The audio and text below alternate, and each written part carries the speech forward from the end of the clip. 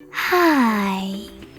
In front of me is Infinix Note 12 2023, and today I would like to show you how you can change default apps on this device.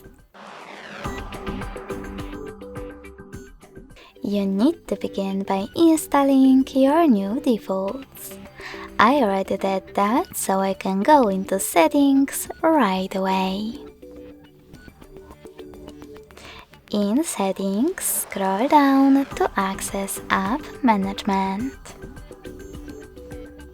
Then click on Default Apps and tap on one of those sections that you wish to manage. In my case, Browser App. Lastly, click on an app that you wish to apply. And when you're ready, go back. So when I do that, as you can see, my default app has changed. Thanks so much for watching. If you enjoyed this video, leave a like, comment, and subscribe. Bye!